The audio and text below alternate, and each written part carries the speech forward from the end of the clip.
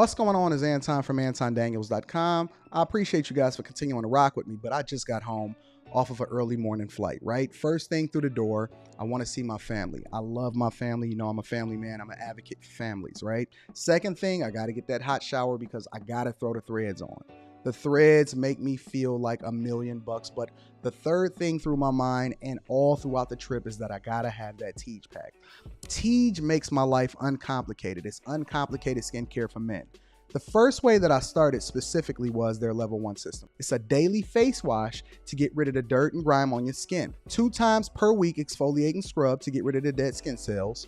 An AM moisturizer with SPF 20 because you should always be protecting your skin from the sun, and a PM moisturizer to help your skin stay hydrated and healthy throughout the night. Here's the thing. My favorite part about Tej Henley is that every box comes with an instruction card that tells you when to use each product, how much to use, and in what order. They really making the process of achieving and maintaining amazing skin for men uncomplicated. In addition to amazing skin, members of Tej Henley get tons of benefits, including at least 20% off the retail price, the ability to customize your box, exclusive monthly deals, you can pause and cancel at any time, and you get free shipping. And because Tej Henley is sponsoring today's video, they're offering my viewers an amazing deal, right? Just click the first link in the description and you get 30% off your first box, plus a free gift. It's an amazing deal. You got to get started today. You're not out here trying to look like a Dusty. And if you travel as much as I do, which I'm sure most people don't, but you know me, I'm pushing my bag chasers in order to be in the top 5%, top 10%, top 1%. We got to make our lives uncomplicated, and Tej Henley is no better product. You got to look good. You got to smell good. And you can't be looking like a Dusty. Make sure you get started today. Click the link in the description. Get that Tej pack. Feel the Tej, my friends.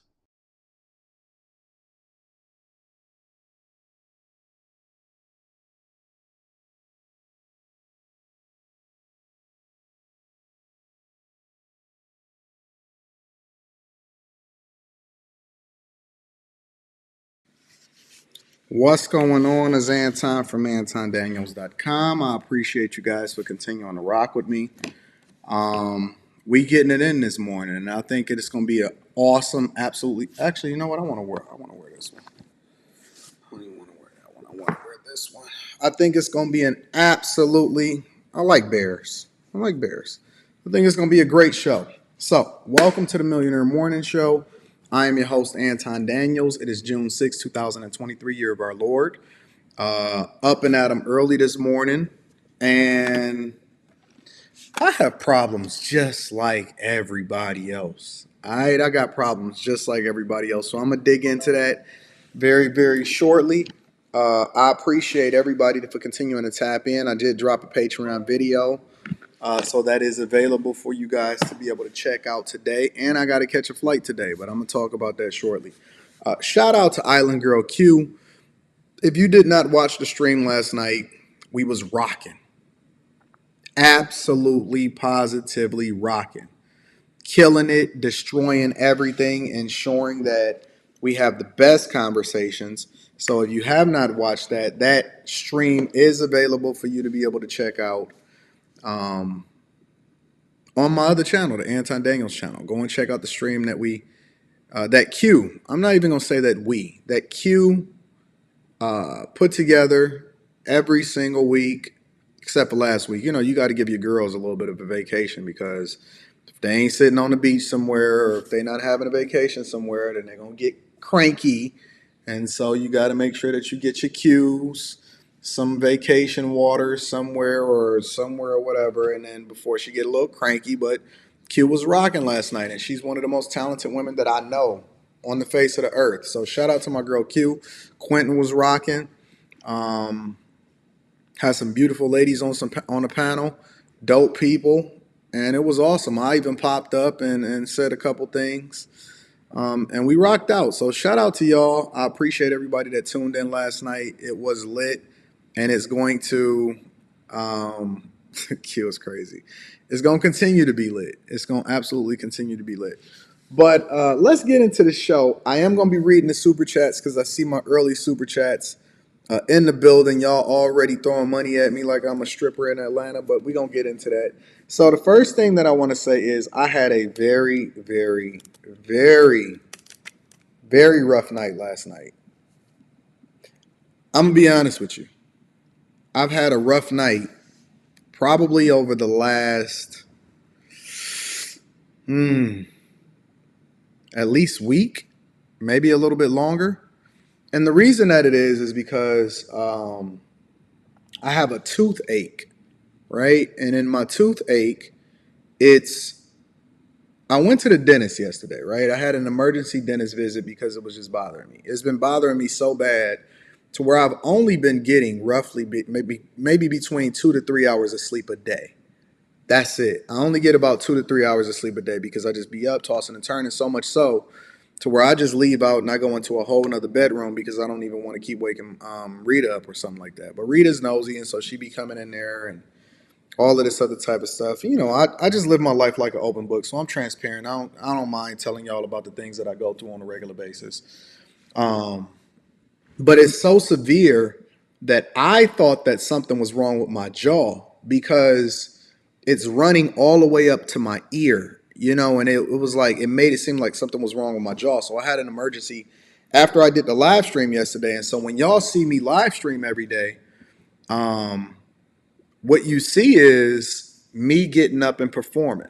Like I don't take days off. I don't care if my mouth is absolute. Like even right now, like my mouth is throbbing, and I don't make excuses, but I want to emphasize this in order to illustrate a point right now. Right?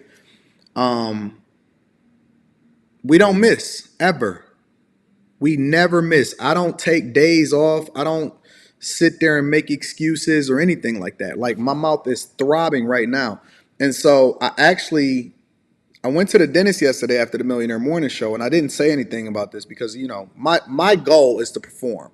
I want you guys to have the same experience regardless of what it is that I got going on in my life, how things are playing out on this side. That's not what you came for. You came for a show and for me to talk about all of the things that's relevant in society that comes back to the money, right? But here's the thing. So after the Millionaire Morning Show, you know, we don't miss. Nothing miss. Everything goes on like normal. Y'all get all of y'all content. When I went out and I finished recording my Patreon video that I dropped, make sure y'all tap into the Patreon because the video is full of information. It's 16 minutes long. It's recorded in multiple different locations, but I had to make sure that I got that content. So I went out, finished filming that, and then I went straight over to the dentist's office, right? And so when I went to my dentist, he did the x-rays. He said, "Oh, Anton, this is what's wrong. You know, we need to get you in and take care of you as soon as possible. So I'm going to refer you over to the specialist. And, you know, it's not your jaw or anything is wrong. It's literally just this one tooth." And I said, "Okay, cool." So he went and he referred me over to the specialist. The specialist says, now it's June 6th, right? Actually, it was the 5th yesterday. It's June 6th. He said that the specialist can't get me in until the 14th. I said, "No, we got to find another specialist." So we went and found multiple different specialists. It's not an infection. We went and found multiple different specialists and things like that. The earliest was the original one on the 14th. The latest is like the 29th of June. And so I says, "Man, I'm not dealing with this."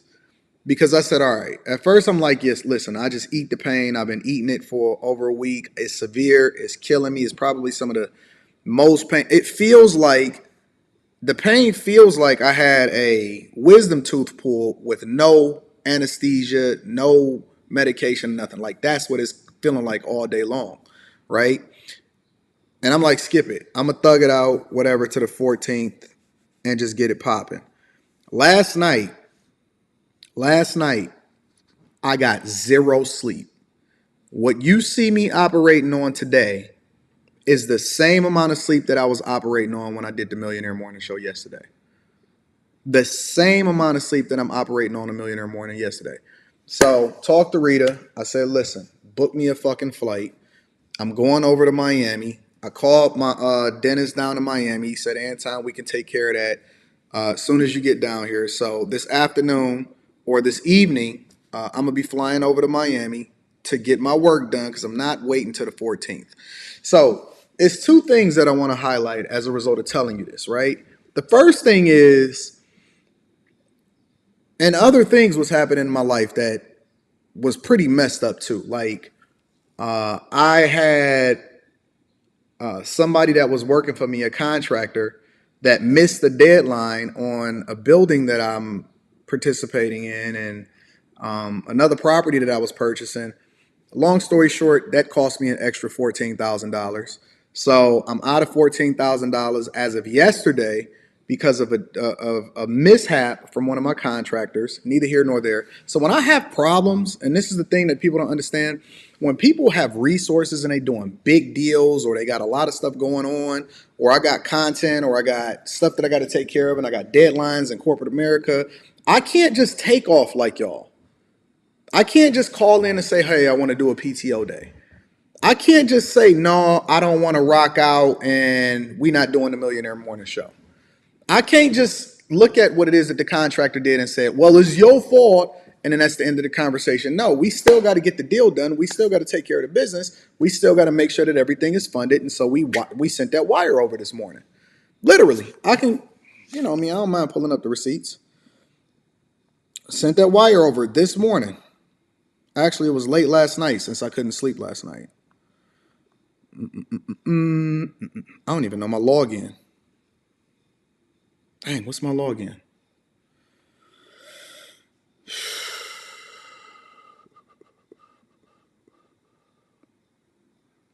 Don't recognize my face. See if I can log in. Nope. Wonder if it's my email address.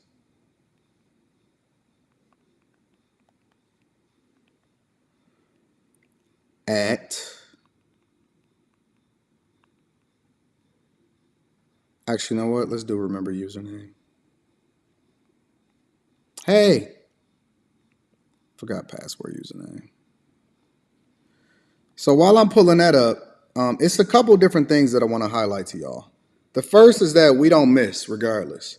So I don't want to hear no excuses. I don't want to hear anybody whining. I don't want to hear anybody running into Victim Olympics talking about what they should and shouldn't do. I have a lot of people that depend on me. It's a lot of things that go on a day-to-day basis. God damn it. It's a lot of things that go on a day-to-day basis that I can't make an excuse for. We just got to cook.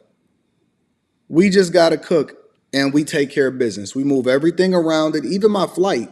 My flight is in the evening on purpose because I have to make sure that we take the flight after everything is taken care of already and is taken care of. But you never see me whining. You never see me complaining. You may see me a little bit grumpy sometimes, or you may see me in a little bit of a bad mood. But in general, I'm going to cook and I'm going to take care of business. And so that's A. B, be careful what you pray for and be careful what you ask for. Let me say that one more time for the people in the back. Be careful what you pray for and be careful what you ask for, because you don't really understand that the higher up you go, the bigger your problems become. The higher up you go, the bigger your problems become. And so I don't worry about it. I don't trip off of that because that's just what my life is. That's what things become. That's how it is that you take care of business. I'm not worried about anything that happened to me. I'm going to make the adjustments accordingly. The other part of it is you definitely want options. You definitely want options. And the reason that you want options is because I don't have to wait. There you go. Here you go. Let me see if I can blow this up all the way to where you can't see it. Electronic funds transfer. Let's see if I can flip this. I always show the receipts. I don't care what nobody say. Transfer $15,000 just right there. Because I don't have no choice. So I had to wire it so that it'd be there in the morning in order for things to take care of. No more excuses, y'all. No more excuses. Get on top of it. Take care of business. Stop whining and complaining. If you are a woman and you can't handle what's going on out here, then go and get you a man that you can actually lean on, that can better understand exactly what you're going through. Go and find you a partner, right? My chick, she understand me. So if I wake up a certain type of way, or she get up in the morning and I'm looking a little grumpy, she just figure that junk out and she move accordingly, because she know that, hey, daddy might not have slept last night, or daddy might have been dealing with some other stuff, or daddy got these contractor issues, or daddy got to deal with some stuff in corporate because some servers went down and all of this other type of stuff, and our migration over into the cloud. And that's just the way it go. My tooth has been throbbing for over a week and it's gotten progressively worse. You don't see me missing shows. You don't see me not giving 100% and giving my effort 100% of the time. I don't care about what it is that I feel. It's not about how I feel. Fuck my feelings. The same way that I say fuck your feelings, and the same way that I'm saying fuck my feelings. You got to work. You got to cook, because ain't nobody waiting on you. It's somebody else that's out there looking to take your spot. It's somebody out there looking to be your replacement. It's somebody that's looking to get your position. It's somebody that wants your money. It's somebody that wants your content. It's somebody that's trying to come and get it. Stop whining. Stop complaining. I don't care if your girl left you. I don't care if you're going through some stuff. I don't care if you had an injury. I don't care if you got a problem. I don't care if your money is fucked up. Go and make some more money. Get up off your face, get on your feet, and start grinding and start hustling. It ain't about how you feel. It's about the results. The only thing that matters is the results. It does not matter how you feel. We can sit on a vacation on the beach and figure out how we feel later. Right now, it's all about the results. It's all about the results. So that's what we do. We cook, we get up, we take care of business, and we don't make no excuses. And the only reason I'm even divulging this stuff to you is because I want you to see the difference between people that perform and people that whine about it and complain. People that's waiting on somebody in order to fix their problem for them, and the people that go out and figure out what the solutions are. It's a difference between the people that are successful and the people that's mediocre and the people that's waiting on somebody to fix something for them. It's a big difference between the ones that's winning and the ones that's losing, because winners are going to win regardless. Let me tell you something. You see the numbers that we was doing on Q's show yesterday? That ain't no mistake. That ain't no happenstance. Listen, for those of y'all that's been following on Fight Club, I got it checked out, Vanessa. I already got my tooth checked out. That's why I'm flying down to Miami to get it fixed today. Actually, I'm getting it fixed after the Millionaire Morning Show tomorrow, but I'm flying down today so that I can be prepared to do my show tomorrow, and then we can get stuff popping. Let me tell you something. If anybody has visited Fight Club, and then we're going to get into the show right after this because I want to be able to read the super chats. If anybody has visited Fight Club over this past weekend, and we was rocking on that, you heard me talking and popping my shit, right? You heard me talking it. And the one thing that I do is I talk a lot of shit. I talk about how great I am. I talk about how we gonna win. I predict that this show is gonna do better than that show, so on and so forth. But you know the difference between you and me? Because people gonna get mad and they gonna get bothered by it no matter what. You know what the difference is? I'm gonna deliver. I'm going to over-deliver every single time. And the worst part about it is, for those of you that look at me as competition, see, y'all think y'all in competition with y'allself. You not. You in competition with me. You think you in competition with you, so you think that you the only person that you got to compete against, when the reality is that I look at you as competition. Let me break that down for y'all again. You don't even know that you competition, but you competition to me. I'm not saying, or all of that other shit. Listen, is I'm the only person. No, listen. You think you in a competition with yourself, or you think you the only one running your own race. Nope. I am right there. Right. You don't even know it, but in my mind, I'm looking at everything that you do, and I'm coming for everything that you got, even if I'm already ahead of you. And that go for everybody. That go for everybody. I'm coming for everything for everybody. The ones that's exponentially better than me, the ones that's below me, I look at them, I study them because I got to make sure that I stay ahead of them and I want to lap them. The ones that's ahead of me, I'm coming for them. We all cool. We all friends in real life. But when it comes to this shit that we doing, whether it's in the business industry, whether it's in corporate America or whether it's content creation, I look at you as competition. And I will not sleep. I will not miss. And you can be as mad as you want. But the worst part about it is that there's nothing you can do about it. Because you never gonna outwork me. You never gonna outpace me. You can't. The only thing you can do is to try to kill me.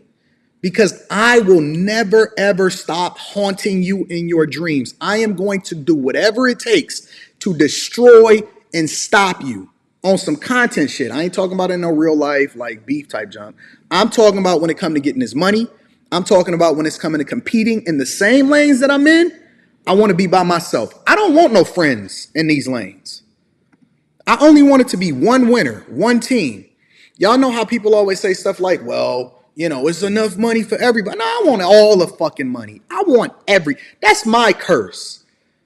My curse within myself is that sometimes I say I want to be friends with everybody, but in reality, I want to beat anybody that's not on my team. I don't want anybody that's in the same lane. I don't want no friends and all of that type of shit. If we in the same lane and we going in the same direction, you just might get there at the same time or before me or after me. But my goal is to be the only one standing at the end of the competition, at the end of the race. I don't give a fuck about nothing else. I will die on this hill of striving to be the only person standing at the end of the race. And it may take me a lot longer, but I don't give a fuck about none of that. I don't care about nothing. So be mad, get upset, feel a certain type of way. And when you get done, I'm going to be right there standing on your fucking head, coming for everything that you got and every person. I'm coming for one person at a time. Every day. That's all I think about. When I couldn't sleep last night and I was fucking in that other room, chilling, you think I was just sitting there agonizing? I pulled my computer out and I was trying to figure out what the fuck is everybody else doing. I'm looking at the metrics. I'm trying to figure out how they doing it and how I can leverage it in order to continue to beat you. I'm on it. I'm on your head. Until the day that I die, I will be on your head. If we in the same lane, I'm on you. And that's all. That's just, it just is what it is. So they can feel how they want to feel. They can think what they want to think, but just continue to listen. I told my bag chasers when we was in Dallas, they gonna pay to see you win and they gonna pay to see you lose, but just make sure that they pay you. It's the only thing that matters. Let me get into these super chats and then we're gonna get rocking with the show. Shout out to Mike Jones with the 50 ball. Says, good morning, Anton. Woke this morning looking great, feeling great. These other podcast shows, they don't even offer half of what you bring. Keep bringing the pain. And you know I'm going to do it, Mike. Hurt tooth, out 15 bands, don't even trip about it. We'll make that up today. We're going to make that other 15 up today. We ain't worried about it. We're going to still put the Rolex on. I might go get 3 Rolexes right now just to wear them for the sake of conversation. Shout out to Mike Jones for the 50 ball. I appreciate you. Electrician 480 says, good morning, Anton. Greatly appreciate the video you dropped in the Patreon this morning. The more I listen to you each day, I'm motivated by the very best version of myself. Salute to you, bro, and keep doing your thing. Shout out to all of my bag chasers and my Patreon members. Link is in the description as well as pinned to the top of the chat. I'm dropping a supportive video in support of the things that I was telling y'all and teaching y'all aside of the Patreon video that I dropped today. Also, I plan on re-recording part of the Patreon video because I seen some flaws that I want to make modifications to in order to continue to improve the conversation and add additional value. So you may see a modification of the video that I dropped today in the Patreon with additional information, which is one of the reasons why y'all need to stay up to date. You will get a notification when that new video drop with additional information because I've seen some modifications that I need to make. Cliff Williams in the building, and thank you for the 50 ball. Cliff says, it's a shame I'm not in Detroit. War Machine is all deadlines. Everything is a deadline, bro. Purple Haze with the 10 ball, I appreciate you, says, that's the luxury of having money to do what you have to do to get things done, no matter the cost. It all comes back to the money. Hope you feel better.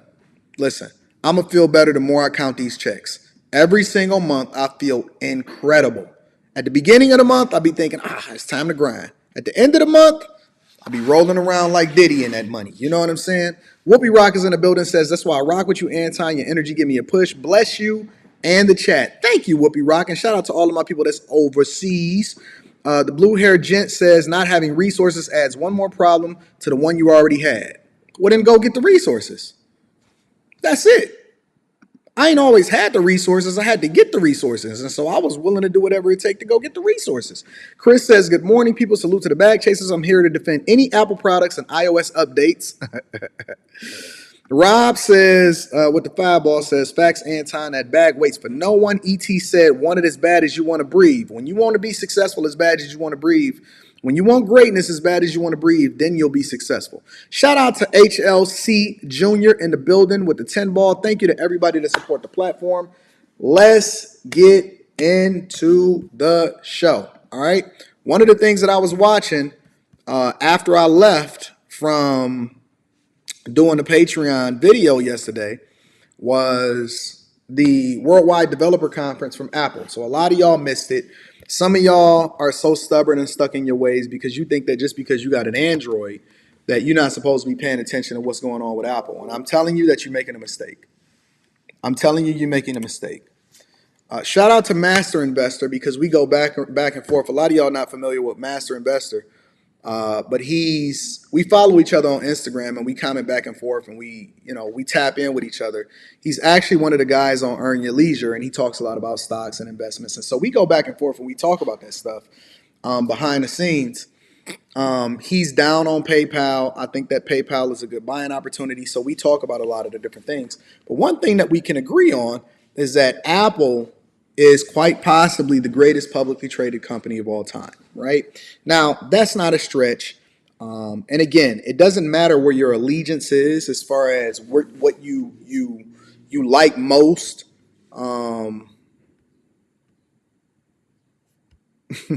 As far as what you like most from the different developers and stuff like that. What matters is whether or not they actually add value and what it is that they putting out and how you compare it to other things that's coming out like the Quest over at Facebook and things like that, right? So I want to get into it and I want to review the video to give you all a quick cliff note. And it's based off of an ad video that they then shared because obviously I watched the whole developer conference. I've seen the new MacBook. I think it was the MacBook Air updates that they had to the tower, all of that other type of stuff. But this was the transformational product. This is what Tim Cook is releasing that is basically his signature stamp and his signature product during his tenure with Apple, right? And I want to talk about that. I want to talk about the money aspect of it. I want to talk about the pricing of it and what my expectations is for it while we get into the video. So make sure you hit a like for the YouTube algorithm, subscribe to the channel, and turn on your notifications. I will be reading super chats throughout the show. Thank you to everybody that continues to hold me down. We're going to continue to rock out. We're going to do great things, and we're going to get it popping. So this is basically, for those of you that have not seen the ad, this is basically what they call the Apple Vision Pro, right? And it is AR glasses that you place over your eyes, and then it changes how it is that you're experiencing both in person and in reality things that you're seeing through the glasses. And so I want to give you a really quick preview of what it was that they showed or talked about in depth at the developer conference.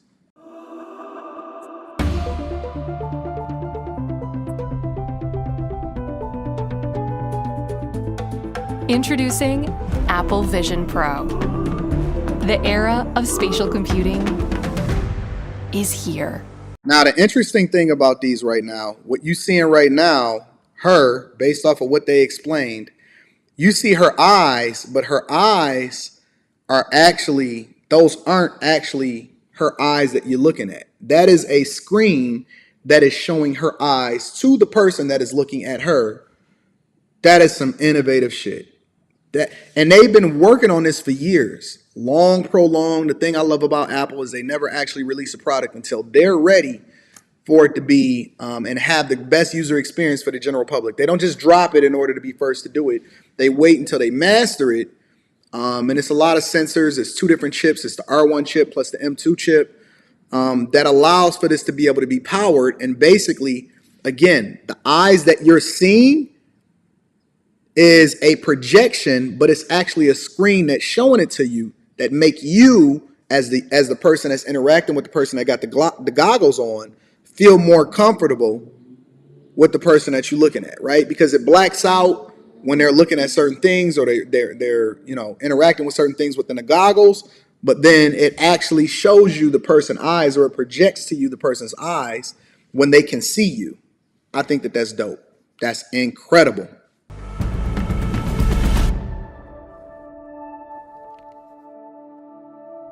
When you put on Apple Vision Pro, you see your world and everything in it. Your favorite apps live right in front of you, but now they're in your space. This is Vision OS, Apple's first ever spatial operating system. It's familiar yet groundbreaking. You navigate with your eyes. Simply tap to select, flick to scroll, and use your voice to dictate. So basically what you're seeing here, ladies and gentlemen, is all of the things that Apple has been working on and putting together. And this is the beautiful thing about this company that I love so much, is that a lot of times y'all will see a lot of this technology prematurely come out. Like when Apple's chip first came out, you were thinking, well, they're just replacing the chips, the M1 chip, the M2 chip, and all of these more powerful chips in order to be able to lock out Intel or to be able to control their products more effectively. They were doing and manufacturing these chips and mastering their ability to do so. Again, remember, it always comes back to the money, because it's then going to feed into and power future products that they don't have to depend on outside sources in order to ensure that they're successful, right? When you're looking at a lot of these technologies, when you look at how Siri is integrated into things, when you're looking at these chips, when you're looking at how it is that they choose the materials that they use in, the screens that they're using, the resolution, when you're looking at the integration into the operating system, and that everything is interconnected, when you're looking at AirDrop, when you're looking at the services division, when you're looking at Apple TV, right? Apple TV is largely going to be, and the services division is largely going to be the things that benefit the most, not based off of the goggles, right? Because remember, when Apple first dropped the Apple Watch, I don't even have my Apple Watch on me. When Apple first dropped the Apple Watch, most people thought that it was an opportunity in order for them to detach themselves with their phone. It wasn't, because Apple doesn't want you to detach yourself from the services division. What it was an opportunity for them to be able to insert into a different field that they didn't have control over yet: healthcare. Most people that are paying attention to Apple Watches, they're using it for fitness, they're using it for healthcare, they're using it to be more efficient in what it is that they're doing, and they're leaning into healthcare. And when you start to see the trend of where it is that they're going and the applications that they're developing, and how it is that they're continuing to integrate and add additional features into the watches and the future versions of it, they're basically taking over industries. I wouldn't be surprised in the next version or two that Apple is able to get your blood sugar reading somehow with their Apple Watch, and up in an entirely new industry as a result of it. When you see certain things take place, see, I don't just look at it and say, oh, goggles, oh man, new iPhone or something like that. I don't look at that. I look at the opportunities and how much more they're going to add to the value of the company because of certain technologies and ways in which they're integrating the way in which they're developing products to the company. I don't look at Apple versus Google. As a matter of fact, if you really understood what Apple was doing, you would understand that Google was actually paying Apple in order to be the default web browser or the search engine when you start to type things in and sit, even if you look on Safari. Even if you're not using a Chrome app and you're using Safari, Google actually pays Apple billions of dollars every single year in order to be the default search engine for this phone. It's not an either or, it's an and. It's an if and with Apple. And that's the difference. They're looking to control the ecosystem and then upend industries. This product is not just a product that's supposed to be innovative. You got to pay attention to what it is that they're going to be using this for. This is not just for you to be sitting on airplanes or for you to be interacting with people, right? Well, let me play a little bit more of the video. From other people. When someone else is in the room, you can see them and they can see you. And those eyes is not even, that's a screen that she's seeing. Take care. Because you're not limited. Do you know what the porn industry is going to do with these glasses? Y'all going to be sitting there. When they was doing this, I was thinking to myself, oh my God, it's going to be so many. The dudes that's getting boxed out here in real life, they're going to get more boxed than ever. Shout out to Mike Jones. I'm definitely going to be reading that super chat. They're going to be getting more boxed than ever now. They're going to be getting more boxed than ever. Because the dudes that got the glasses on that ain't trying to see what these modern women is talking about, oh man, it's going to be a more immersive experience than ever before. Hey, be careful who glasses you borrow. But for those of y'all that see your friend that got goggles, be careful who goggles you wearing, because it might be a little bit weird. Yo, you know how immersive the gaming experience is going to be with these goggles on? By not just watching the TV, but having it around you. The different things that they displayed over at Disney as far as what the possibilities of these glasses were. Man, it's mind-blowing the type of stuff that they're going to have. Your ability to even be able to go into certain theme parks and experience it, or the NBA using their applications in order to bring you more immersive experiences in the game so that you can pay more money for what it is that you're seeing on the court. The possibilities is endless, but people can't envision it. And so they only see the product. They only see the price line. They don't understand what's going to come along with it. By a display. Apps live in your space. Your photos can be life-size or any size. So your living room becomes a gallery. And panoramas wrap around you as if you're right where you took them. You know what the gaming experience, with the court experience, with the concert experience, do you know how you're going to be able to go to a festival and experience certain people and how much more money that they're going to have as a result of it, because you're actually there in a more immersive situation from the living room of your own home? It's going to be crazy, man. Apple Vision Pro is Apple's first ever 3D camera. Now, you can capture photos and videos with remarkable depth. I already thought about what I was going to be doing in the streets with them and the type of content I'm going to be recording. See, my stuff is going to be a business expense. Don't worry about it. Let me fast forward. Experiences on Vision Pro can also expand in 3 dimensions, filling the entirety of your space. That's crazy. Like in the Mindfulness app. You know how, think about this, y'all. Come on, y'all. Let's talk about it back from a business perspective. Let's bring it back to the money, right? When you see this as an investor, and this is the thing that I teach y'all to do inside of the Patreon. When you see this, ask yourself this. This is the first question that I start asking myself as I was watching this developer conference. How many industries are going to be upended as a result of it, meaning disrupted, and how many industries are going to benefit as a result of it? Let me say it one more time. How many industries are going to be upended and how many industries are going to be benefited as a result of it? I'll give you one industry that I know for a fact is going to suffer immensely. The movie theater industry. As though they weren't already suffering and reeling because they never really came back from the pandemic. Because now movie houses like Disney and whoever else is going to be all in on adding more experiences, because they're going to be the beneficiaries, because if you're going to have their applications and you're going to have more of an immersive experience, the movie industry is going to suffer immensely because you're going to have a better experience in your own living room than if you was to go to the movie theater.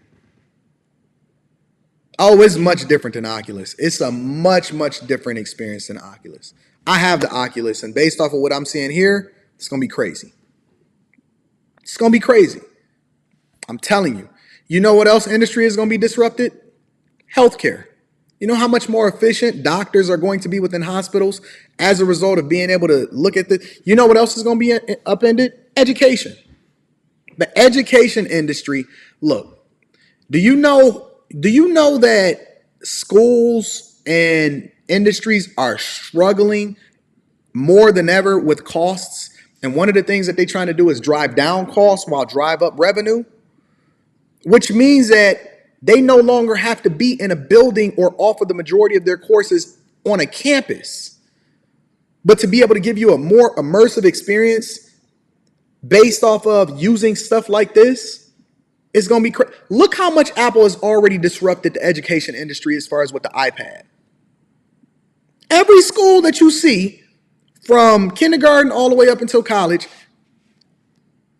the primary use for it. My daughter has both an iPad and an iMac because that's the standard in her school. She got it. She carries her iPad for one thing and she carries her iMac for something different. I'm telling you, there is so many different investment opportunities as far as different stocks and different companies. If you are invested in anything, I mean anything, pay attention to and this is why you want to look at these developer conferences. This is why you want to see what's going on from a technology perspective. You want to see what's going on with Apple. It's not an Apple versus Android. It's your portfolio versus your net worth. And so you want to look for the opportunities to invest in the companies that you want to get away from that can't adapt fast enough to actually be able to embrace the technology and is going to be disrupted by something else. Because if you don't adapt, you die. I'm telling you. Let me play a little bit more of this. Where you can create a moment of calm.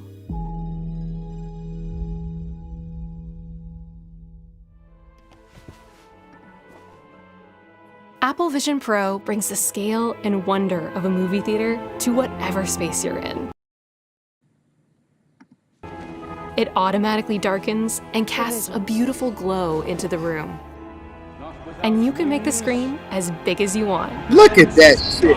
Spatial audio surrounds you and makes you feel like you're a part of the action. They got spatial audio, fam? Come on, bro. And for an extraordinary cinematic experience, you can bring in a beautiful environment and make your screen feel 100 feet wide.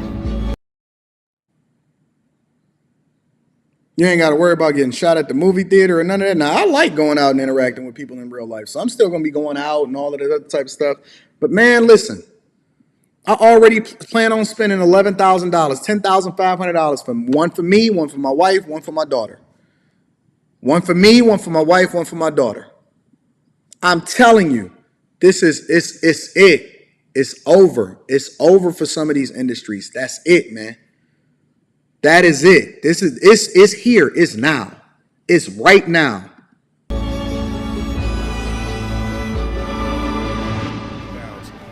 Vision Pro is a wonderful way to play your favorite games.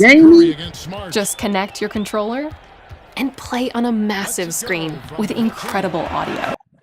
Now, ask yourself this question. Since we're talking about industries that's being disrupted, TVs. I got a 75-inch TV right behind me. It don't even look that big because the wall is huge right there. That's a 75 right there, right? You can't tell me that manufacturers of TVs and screens, who are the manufacturers of these screens? I'll give you another thing. When you talk about camera systems, all of the different camera systems inside of these products, such as the Apple Vision Pro and all of your iPhone, did you know that overwhelming majority of these camera systems is Sony? I bet you didn't know that. I bet you thought that Apple manufactured their own cameras and their own little gadgets within the camera. This is a Sony product. When you see Sony at the EES conference or whatever it is that they got conferences going on, and they're showing the new cars and all of this other type of stuff, they're showing off their technology because it's a part of what's being integrated inside of the newest products that's being manufactured. TVs, gaming, theaters, porn, everything is going to continue to evolve and change. Everything. Intel is already suffering because of Apple continuing to make their own chips. Now you got to start looking at all of the companies that support it. Who are their manufacturers? Who are the people that they got contracts with? Who's going to be making some of the stuff some of the smallest components that go into that? That's the research that you guys need to be doing. Go and watch the video inside of the Patreon, the 8 things that I look for when I'm looking to invest in a company. Who are they partnering with? That's the stuff that you should be. You don't have to necessarily invest in Apple alone. You can also invest in the different companies that they're partnering with in order to continue to be successful. How is your workflow going to change in your office? And how can you innovate? How can you add value into what it is that you're doing within your own business? How is this going to affect the restaurant industry? Is it going to affect the restaurant industry? Is it going to affect the ability for you to be able to work more efficiently? These are the things that we want to ask our questions about so that we can make more informed decisions on how it is that we need to invest our resources. Let me fast forward a little bit. Browsing the internet feels new. Oculus has different controllers. You don't even have to use a controller. You're literally just using your eyes and hand gestures in order to operate this thing. And Safari expands so you can see all your open tabs.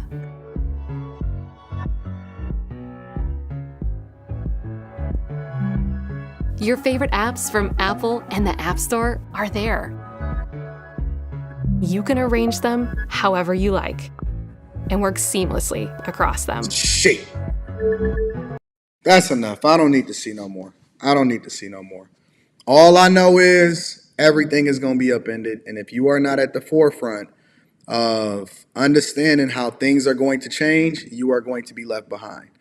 And I'm tired of people being left behind. I'm tired of people not actually being able to leverage these opportunities that's in front of them because they're so busy focused on what's wrong with it or how it is. It's already here.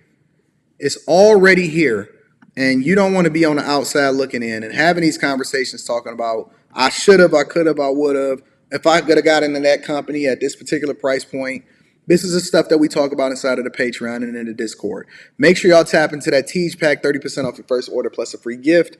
That link is in the description. Make sure you shout out Teach Hanley and tell him Anton Daniels sent you. What's going on, Mike Jones? Mike Jones says, Anton, if you can remember, the app Envision Pro is just what Tom Cruise is doing in Minority Report. Instead of gloves, they're using goggles. I agree. That movie might be a little bit too old for most of the people. Shout out to Mike Jones for the 20 ball. But yeah, that is what he was doing in Minority Report.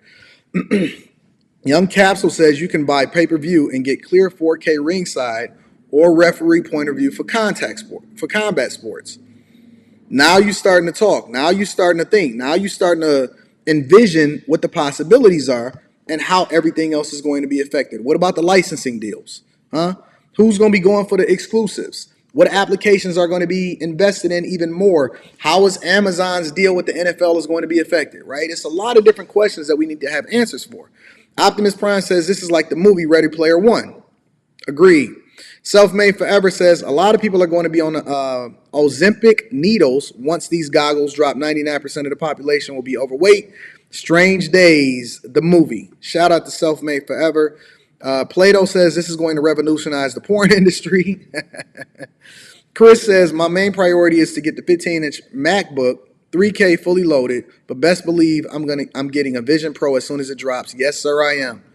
Yeah, I'm gonna have mine too. So shout out to y'all. Thank y'all again. Make sure y'all get that Teach Hanley, 30% off your first order plus a free gift. I appreciate y'all. A lot of y'all asked me to bring this back up because you said that Shannon Sharpe actually spoke on and gave additional insight as to why it is that he left.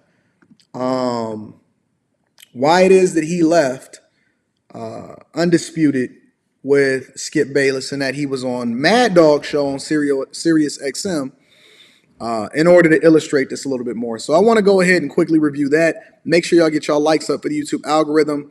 I'm definitely going to be reading those super chats throughout the show. Let's get into that. This is Shannon Sharpe speaking specifically, according to the video that y'all sent me. I have not watched it yet.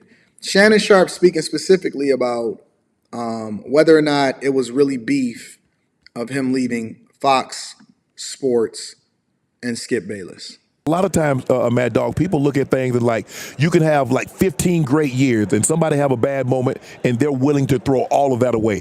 I wasn't willing to throw that the 2 months that Skip and we disagreed a lot. Sometimes I think things went over the line. Oh, I didn't know that. Yeah. I'm learning something. And so I didn't want that. And so I appreciate everything Skip had done for me, bringing me there, giving me an opportunity to show that I was just more than a football player. I could talk about more in the sports world than just football. So I wasn't willing to throw that away. Skip and I just needed to get into a room and talk, and calmer heads prevailed. All right.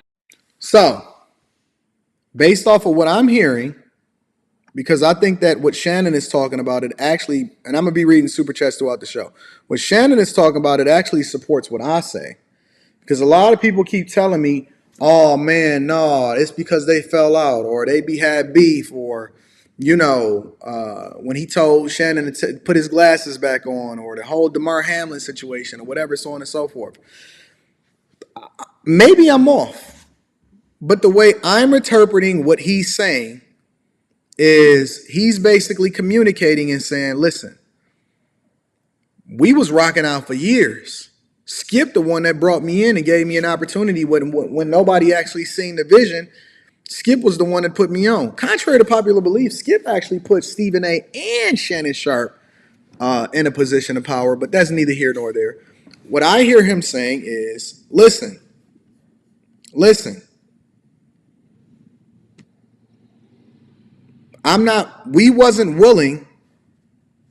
weren't willing to throw away a bag just based off of a couple months of a disruption. They was cool. They got over it.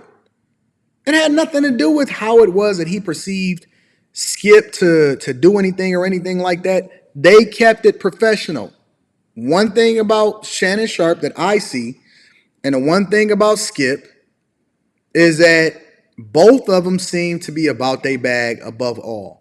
They don't let their pride, they don't let their ego get in the way. And he said it. He said, listen, I'm not about to let 5, 6, 7 years of great content or a great relationship or great money get in the way of what it is that we was putting together.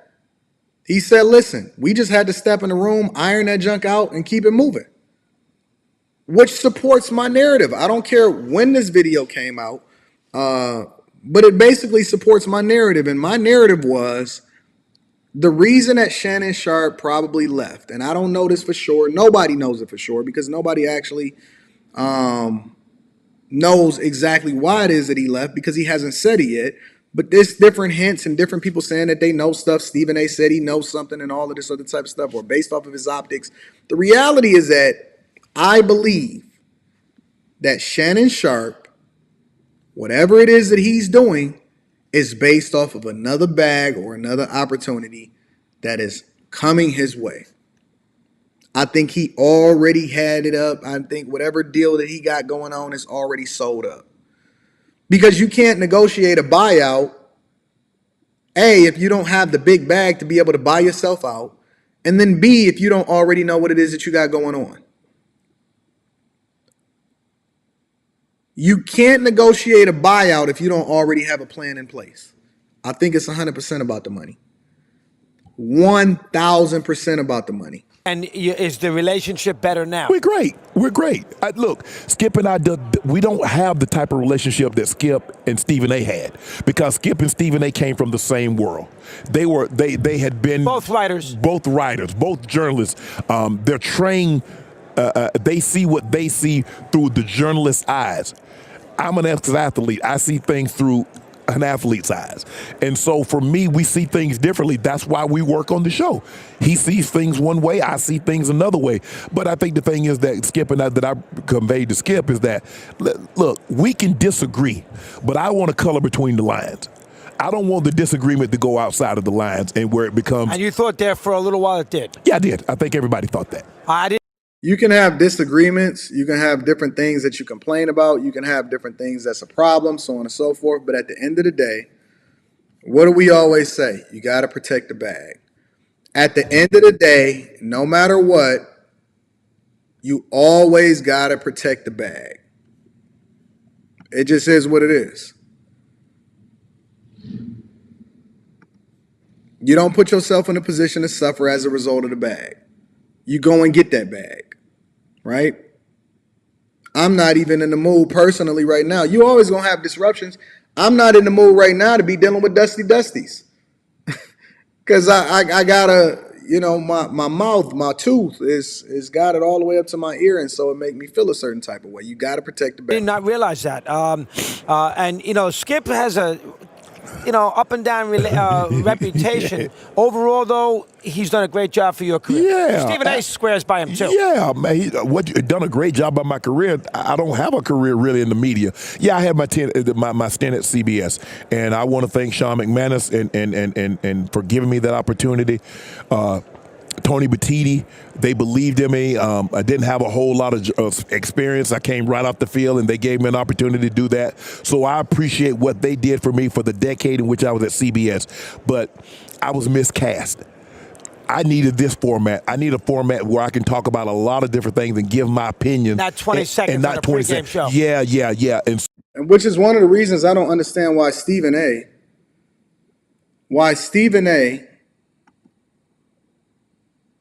ever even had the conversation publicly talking about how Shannon Sharpe it's a possibility, or he's always going to be angling for him to have a door open in order for him to join the team over there at First Take. Shannon Sharpe ain't trying to join no team over at First Take. I think that Shannon Sharpe sees that he is a First Take. Why would Shannon Sharpe ever entertain the possibility when he's literally just telling you right here, listen, I need a bigger platform to give you more than 20 seconds. I need to be able to express myself and do what I do. I can talk about more. He's basically saying he's proved himself to be able to talk about more than just football. He can talk about even more than what it is that he's talking about on Undisputed as far as other sports and basketball. He can talk about, and I think that's what it is that he tried to prove with Club Shay Shay, is that he can have conversations all across the spectrum, and he feels as though he's a bigger star than just sports. So Skip gave me this opportunity and the platform that I have, Club Shay Shay Podcast and Skip and Shannon Undisputed, and more people know me now from Skip and Shannon Undisputed than know me in 14 years that I played in the NFL. People ask me, like, how do you know so much about sports? How do you know so much about football? I was like, I study a lot. A lot of people don't realize that I actually played, and I was a pretty good player, Mad Dog. More than pretty good. I know. The problem with football players a lot of times is they wear helmets. So you don't really know them as a star unless they're Tom Brady or Patrick Mahomes. But the reality is that once they take their football helmet off, most of these guys, you can pass them every single day and you'll never know who they are. Most guys that are football players, you can walk past them every single day and you'll never know who they are. So he's basically saying that Undisputed has given him not only the opportunity, not only the money, not only the relationships, but it's given him more visibility that then helped him to leapfrog into things that are greater than what it is that he's doing right now. All right, let's get to the second thing. Let's get this out of the way. I didn't pay too much attention to it, but I know there was that incident there at the Staples Center with you on the court. No, I didn't go on the court. I don't care about none of that. But the point that I'm making is that all of his past interviews and the things that he's talked about, especially the stuff that y'all sending me, basically justifies where it is that I'm going now. Until I see something different, until I see him or I hear him say something different, I don't see where there's a problem outside of him looking at the bag and saying, listen, we need to be able to get that bag and get that money. I don't see it the same way as everybody else. I think that Shannon Sharpe is very smart. He's very articulate. He continues to have conversations based off of what makes the most sense from a financial perspective, and that's how he moves. I think that he's very, very smart and he about that money. All right, let's get into the thick of things, y'all. Baltimore, it's your turn. Baltimore, it's your turn. All right? There's a mother in Baltimore, just so happened to be a single black mother. Surprise, surprise, right? And she's sparking backlash and interesting conversations. And what makes the conversations interesting is that it's not all against her. Some people are actually in support of her. As wild as that may seem, right? When somebody sent me this, you know, sometimes depending on the video, the first thing that you go and look for is you go and look at the comments and you want to see what the sentiment is. And I shouldn't have been surprised because I should be used to this junk on a regular basis.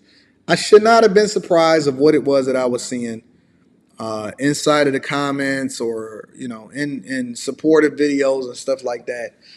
But I was surprised because I'm always amazed at the people that stay on code or the people that say that you should stay on code, but we are worlds apart. I mean, we are oceans apart of how it is that we see life. I don't understand how we can stay on code considering, and I'm going to be reading super chats shortly. I don't understand how we can stay on code. Older than the winds of time, yet younger than a spring chicken. What? Shout out to Siri over there. I don't understand how we can stay on code with people just simply because they look like us or they are the same hue or they both call themselves black. Anyways, let me go ahead and pull up this video because I'm curious as to what y'all think. I'm very, very curious as to how y'all see things. What do y'all think about this video where a Baltimore mother is basically having a debate, or she sparked a debate online about basically taking accountability of when a child is accused of a crime? All right. Make sure y'all hit a like for the YouTube algorithm, subscribe to the channel, and turn on your notifications. Let's go ahead and get into the show, ladies and gentlemen. I'm going to fast forward through this. The second weekend of a youth career. Let me scrub through this in order to get to the space that actually is worth having a conversation about. Is it here? All right, here we go. Here we go. He had a gun because he was scared for his life. We live in Baltimore City. Well, a stunning admission from a Baltimore mother whose 17-year-old son was shot by police, saying he needs to have a gun to protect himself. Fox 45's Keith Daniels joins us live with her concerns and why some argue she shouldn't have let her son put himself in danger. Keith? Well, Maxine, as you can imagine, whenever a juvenile is involved in a crime, oftentimes a concerned mother is also involved. And tonight, a closer look at that parental involvement.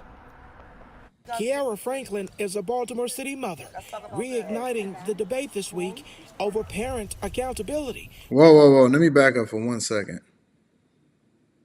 What the hell is going on out here in Baltimore? What is going on out here in Baltimore? All right, look. I think that we need to hold the cameraman and the producers accountable for what it is that we see right here. Because there's no reason for them not to be continuing to film her from the chest up. Y'all, look, I don't have nothing negative to say about her personally. What I will say is that the producers and the cameraman did her dirty. They did her mad dirty on this. It was no reason for them to do B-roll footage of her right now. And I bet you they did. She didn't even know that they was filming her. She did not even know that y'all know, listen, I'm not going to let y'all talk about my black queens like this.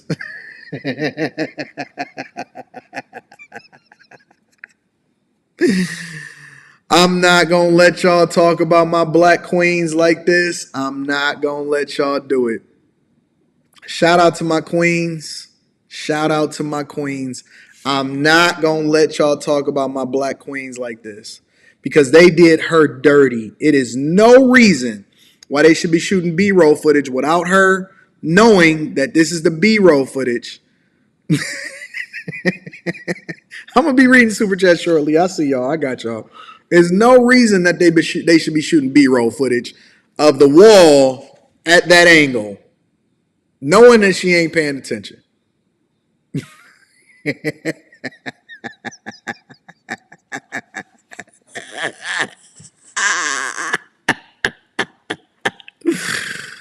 Oh, y'all are crazy. Y'all are crazy. Let's continue, y'all. For parent accountability when a child is accused of a crime. Stop! Put the gun down! Put the gun down! Franklin's son, 17-year-old. Look at that peach. Look at that peach of a guy. Let me ask y'all a question. They say don't stereotype. If you see this guy walking down the street, Is it a possibility that you're going to lock your doors and roll up your windows? Or should you just look at him as a normal, everyday human being that has coarse hair and this 17-year-old going on 30, look like he's 17 going on 30, running from the police with a pistol? Mekhi Franklin, shot by a Baltimore police officer 3 weeks ago, now facing charges including first-degree assault, shot during a foot chase, police say, while he was holding a stolen 9mm handgun. All right, so let's mine this out, ladies and gentlemen, because these are the people that we're supposed to be on code for, so I want to mine this out. He's walking around with a stolen, keyword stolen, 9mm handgun that is wrapped in rubber bands. Now, why would it be wrapped in rubber bands? I mean, every single rubber band that you can find. Do you think that it's wrapped in rubber bands because he needed to be able to hold it and his hand was too big for the grip? Absolutely not. It was wrapped in rubber bands in order to remove the possibility of fingerprints. Fingerprints. Now, here's my question for you. What is the possibility of that device right there that has way more rounds than the normal ones, extended clip? What is the possibility of that device actually having been fired during a crime? If you had to bet on it, if you had to take odds on the fact that that device actually has been fired during the use of a crime, this stolen firearm with rubber bands and an extended clip on a 17-year-old, what are the odds that you think that this has been used to commit a crime? If you just had to guess. But shout out to our Baltimore police doing the Lord's work, because it's plenty of people out here protesting and saying that too much, the police is actually wrong in this situation of getting that handgun off the street. But let's continue. His mother speaking out this week about the shooting, but also confronted with questions about her responsibility, her accountability. Yeah, how am I accountable for what he has on him? That's not bad parenting. That's not the parent's fault. You know, how can you blame that on the parent? But Reverend PM...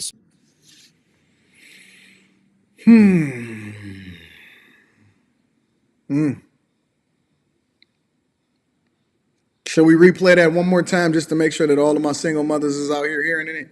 All right, because she said it's not the parent fault. The shooting, but also confronted with questions about her responsibility, her accountability. Yeah, how am I accountable for what he has on him? That's not bad parenting. That's not the parent's fault.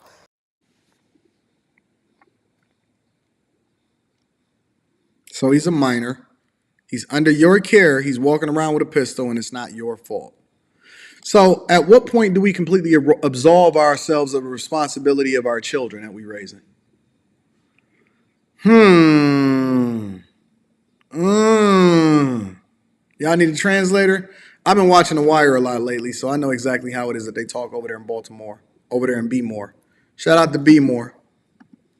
You know, how can you blame that on the parent? But Reverend PM Smith, But here's the thing. Check this out.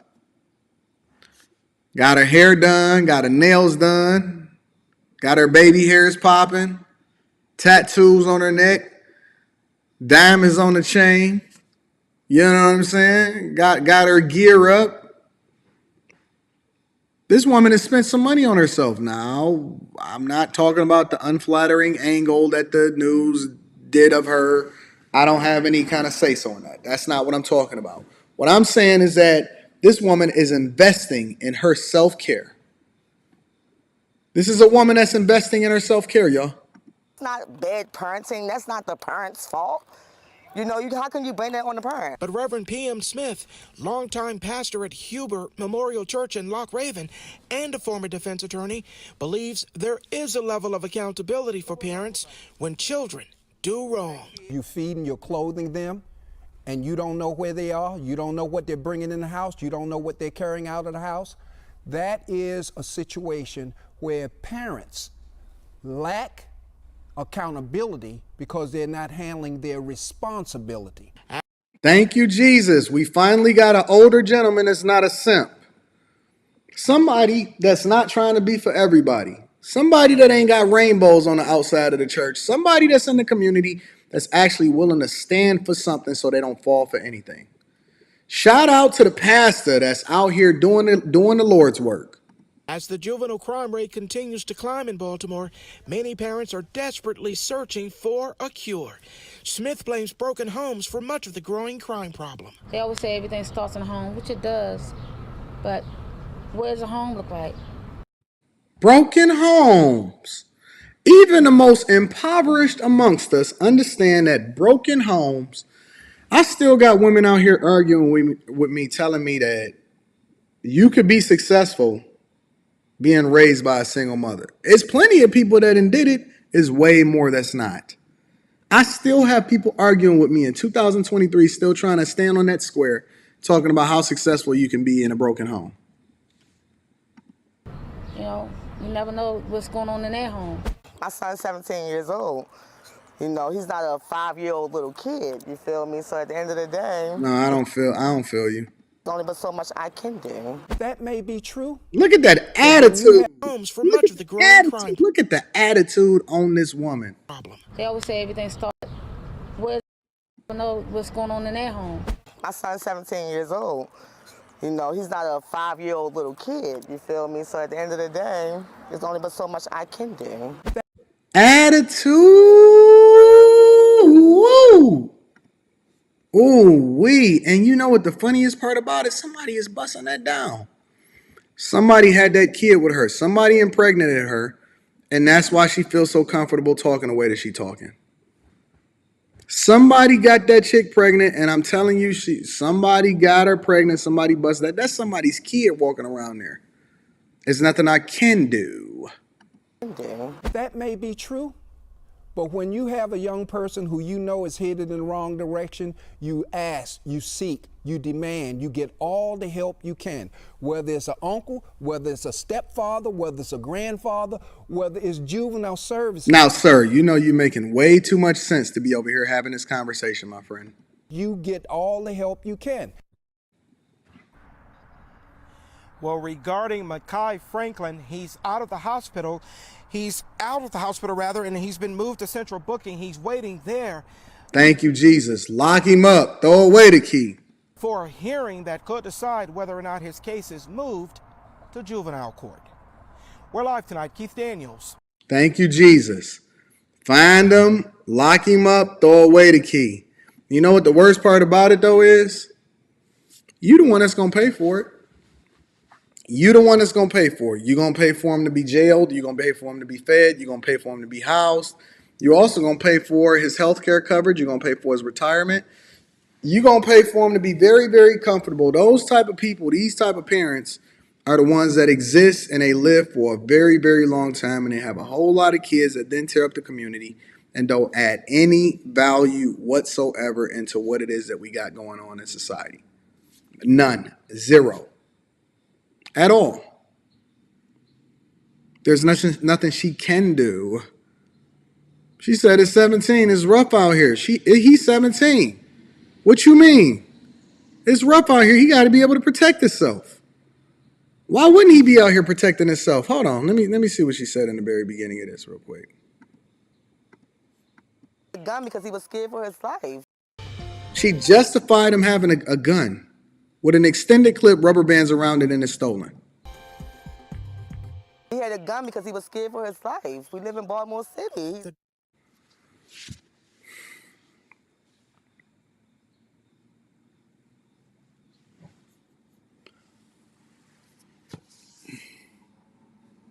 Black Lives Matters. Black Lives Matters. Black Lives Matters. Black Lives Matters. Black Lives Matters. Black Lives Matters. When we gonna do away with it? When we gonna divest ourselves? When we gonna get away?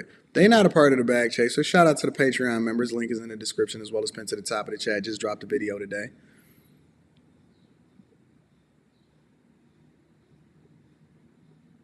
They not a part of the bag chasers. Why y'all feel like y'all gotta save these people? I don't understand why y'all feel so comfortable and why y'all feel like we gotta be. Oh, listen, and when I say we, I say all of us. Why do y'all feel like we have to be responsible for what it is that they do? He walking around with a pistol, doing some of the most egregious things that you can possibly probably have in society. And then we are supposed to be responsible for what it is that he got going on. Okay, let me read some of the super chats. Bitcoin Brown says, they said this is supposed to replace an iPad or MacBook, though that's why it starts at $3,500. I don't know about that. I don't think that any of that stuff is going to be replaced. I just think it's going to be in addition to and supportive of. I don't think any of that stuff is actually going to be replacing any of it. Slim Tebow says, I can see you getting that Apple sponsorship bag. I wish. Yo, tell Apple to hit me up. Tell Apple to hit me up with that sponsorship bag. I'm rocking with it. Pierre Land says, this product combined with that Humane and Neuralink is going to revolutionize how people digest and analyze data in real time. Listen, I love technology. I understand it. I understand that it's going to continue to go in that direction. It's going to go up and forward. But the one thing that I can promise you is that I'm never, ever in life getting any kind of chip implanted into me, any Neuralink. I'm not participating. I'm never going to get a chip implanted into me. I'm never getting nothing inside of my brain. Y'all gonna do it because y'all want to be the most innovative. Y'all want to be ahead of the curve. Y'all want to do all of the stuff that you ain't supposed to do. I'm not doing it. I'm never getting any kind of chip or military implant or anything in my brain. Y'all need to start watching Black Mirror. Honestly. Y'all seriously need to start watching Black Mirror. Dick Maximus says, military training applications for this will blow your mind. Facts. Ronnie Robinson, shout out to Ronnie Robinson, says, good morning, Anton. Hope all is well. The young lady has a I Heart Me shirt. Another older modern sister not taking responsibility for our community. Oh, well. Divest, fellas. Completely remove yourself and divest. Do not continue to subject yourselves to the women that's the worst for our community. All right, so let's continue with the show. We got plenty to go over today. Shout out to the Scepter of Judah, dropping a 2-ball. Says Isaiah 3:12 says, the King James Version, epitomizes his woman and her son. I agree, and so do I. All right, so again, make sure y'all hit a like for the YouTube algorithm, subscribe to the channel, turn on your notification. Make sure you get the Teach Hanley 30% off your first order plus a free gift. I want to pivot really quickly before we get into the money, right? Because I got a segment that I want to have a conversation about money. Like, I got another video where I see somebody that has a budget and they breaking down that budget and how it is that they go about living their life and stuff like that. But before we get into it, I want to talk about New York. Because somebody has sent me an article that basically was highlighting and detailing how the New York City mayor and their legislative branches are basically advocating for, and they're placing people inside of hotel rooms, high-end hotel rooms often at times, that are migrants, people that are coming into this country undocumented but is seeking asylum. That is the word on the street. And so I did a little bit of research because I wanted to understand what was going on. All right. And so as a result, what's actually happening now is even worse. It's even worse. Is much worse than you thought it was. Okay. They're asking people, shout out to my New Yorkers, it's your turn. They're asking people to take them in their homes now. Can I make this up? As the city shelter system buckles over the influx of migrants, officials coming up with new ideas on where to house asylum seekers. One new idea, the mayor suggested the city could pay people to house migrants in their apartments. Fox 5's Reagan Menchie is live in Midtown with more on this creative solution. Good morning, Reagan. Good morning there, Dan. Yes, a creative solution, also a hypothetical right now, because if New Yorkers are willing to house asylum seekers, they could earn up to $125 a night. That would be money paid for by the city. This as thousands of migrants continue arriving here in the city every week. The one thing that I'm trying to understand before we deep dive into this Where are they getting all of this money from? I'm genuinely curious because I was perplexed when y'all first brought this to me and y'all was saying that New York City is using hotel rooms the same way that they did during the pandemic in order to house people. Now, I know places like New York and California, they operate at a deficit. Multi-billion-dollar yearly deficit, meaning that they bring in less money than they actually spend. And I'm trying to understand, where are they getting all of this money from? Because you got to understand that it's thousands of people, allegedly, according to what's being reported, thousands of people are landing in these asylum cities. Chicago, they having the same problems. There's no point in bringing up a separate news article with Chicago. New York, all over the country, these liberal cities can't find money to be able to produce, fix roads, make sure that infrastructure is taken care of, that people are having the tools that they need in order to be able to pull themselves up and by their bootstraps or whatever you want to call it. No city lights, no nothing, right? But now they're willing to pay people, and then they're incentivizing trying to get these people to work. They're going out of their way to find these migrants a job. They're willing to pay people in order to make sure that these people are taken care of. They even incentivizing you by willing to pay you in order to take them inside of their homes. The closer we bring the asylum seekers and the migrants to everyday New Yorkers, the easier it will be for them to transition into society. I don't understand. I am genuinely curious. What is the incentive? Each week, thousands of single adults and families arrive here on buses from border states, and finding housing for everyone has become increasingly difficult. So Mayor Eric Adams is floating an idea, asking private homeowners to share their space. Those willing will be paid by the city.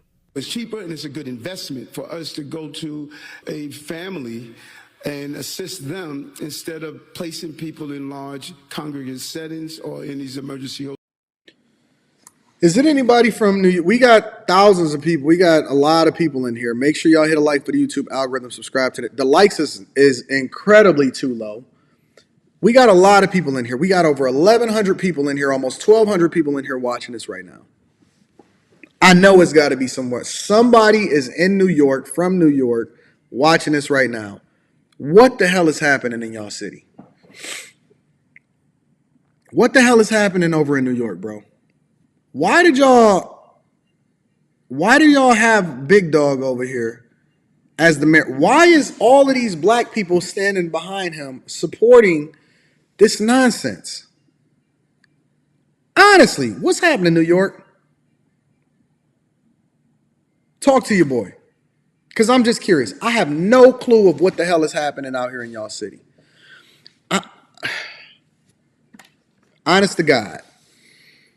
I had planned on having a little shopping trip over to New York very, very soon, possibly maybe even this weekend.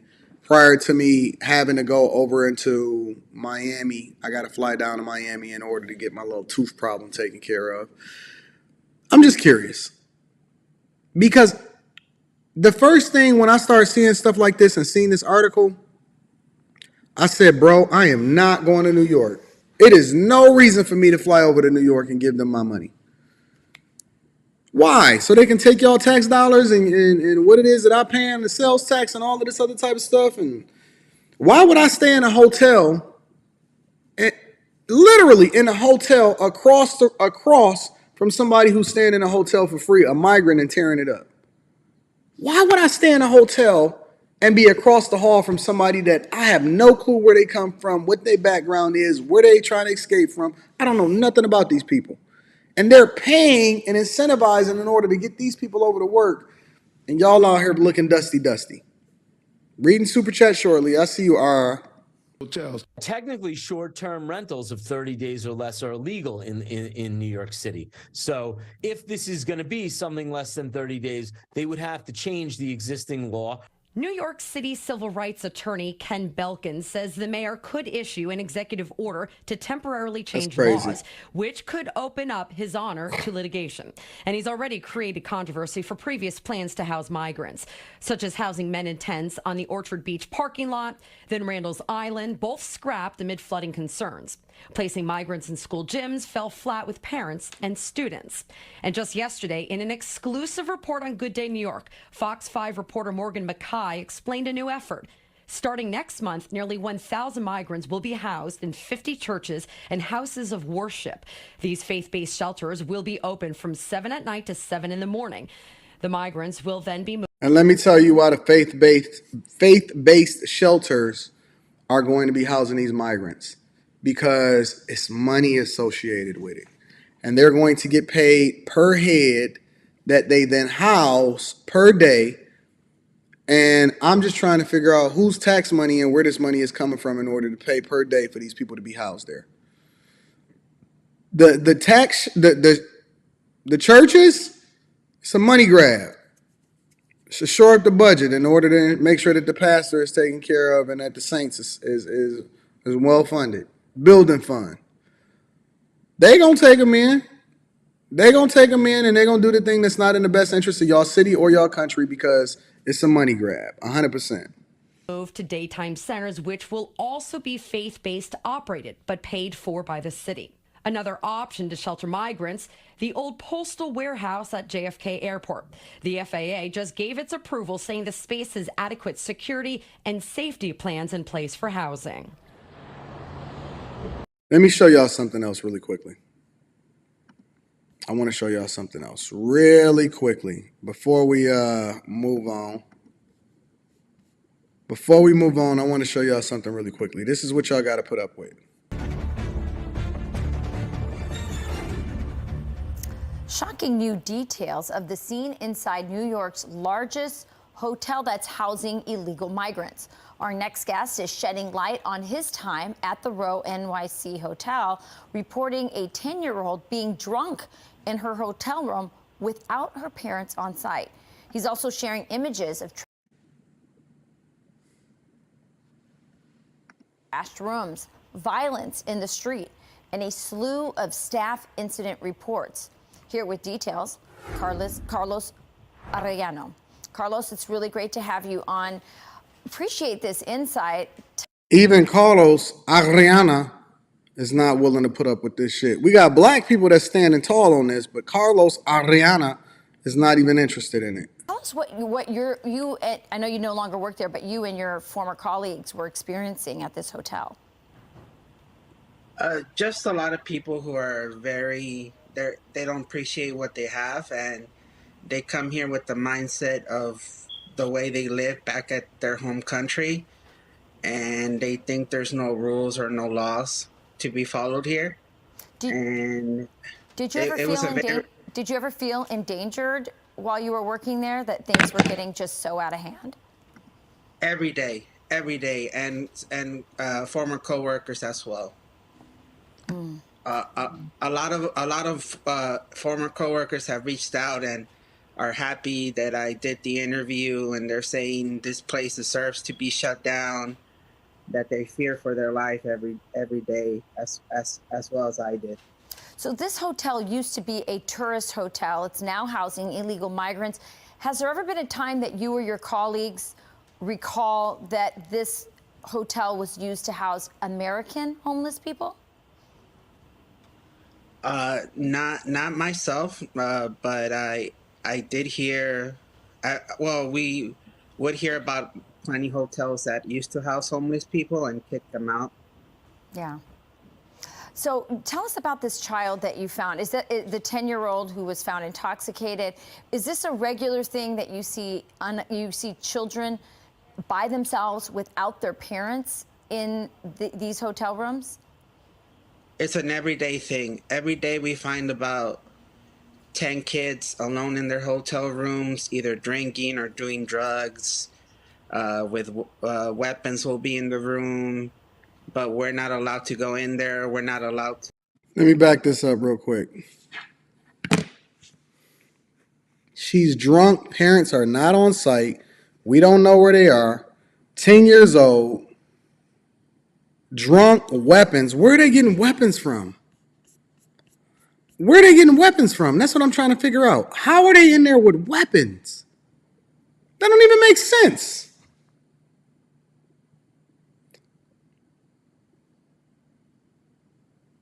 There was a stop and frisk before they came into the country? I don't know what the hell is happening to this country. We have no solidarity. We have no standards. We got no borders. All of our cities is fucked up. The mayors is super liberal. You ain't got no police no more. Dog. Weapons will be in the room, but we're not allowed to go in there. We're not allowed to take anything from them. And it's basically a free-for-all in this hotel. Yeah. Do you know if the children, if the parents are indeed the parents of these children, or is there any indication about that, or do you feel like you're not sure about that? No, we find fake passports, fake social security cards, all kinds of fake documents in this hotel every day. Yeah, it's fascinating. Fake passports, fake social security cards. They just a free-for-all. They can do whatever they want, whenever they want to do it, and that's just the end of the conversation. You don't even know who you got in there. And y'all got y'all mayor over there in New York just giving it all away and just letting it rock out. Here's what my question is. Because Jamal is saying this is fake news. Okay, cool. Let's assume that it's fake news. Here's my question for you. How y'all feel about reparations now?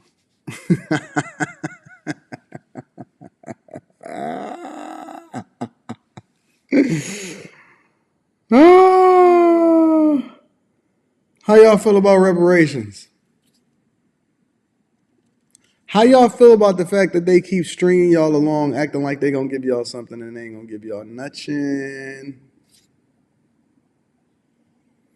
How do y'all feel about the idea that they're stringing you along and they're not going to give you anything?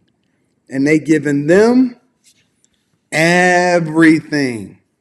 This is the segment of the show where I feel much, much, much more comfortable trolling you after showing you what it is that they can do and what they can get away with. Shout out to all of the foundational Black Americans. Ain't that what y'all call yourselves? Foundational Black Americans or American descendants of slaves. Over there in all of these liberal cities begging for reparations and they giving it out. They reparating people that ain't never even seen the United States. They finding them jobs.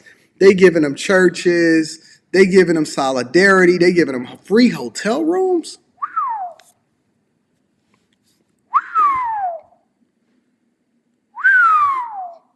You heard it out of Eric Adams. Ain't that his name? Eric Adams.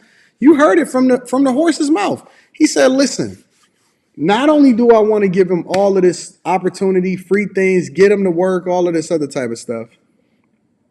He said, we also want you to put them in your home and we'll even pay you. They willing to pay you to give them asylum and a nice place to stay inside of your home.